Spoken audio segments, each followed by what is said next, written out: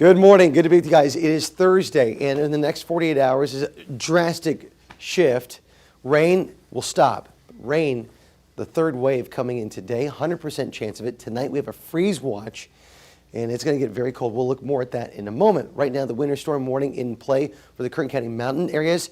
This is going to run until tomorrow morning at 7 a.m. Snow levels down to the passes. Would not be surprised to see a good another 1 to 3 inches affecting the roadways. We'll see if that does, and we'll see at the 58, the 5, 178. Stick around. Now, we have this passing front that came through, but the final wave hitting us right now. You can see that pocket of colder air just sliding down out of the north.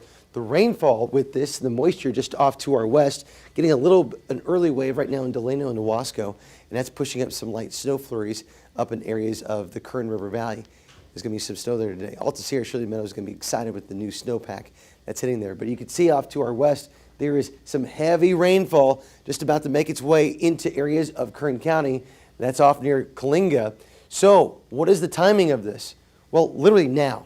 Now until about 11 o'clock this morning is going to be the heaviest portion of the rainfall. The areas in yellow up to almost a half an inch of rain per hour that can be seen. The blue indicates a mixture of snow and ice, a mixture of snow and rain. The white will be the areas of snowfall. So we're getting a little bit of all of that, and that's going to run into the desert areas as well. So super cold, wet weather is going to be scattered all the way to about 5, 6 o'clock this evening.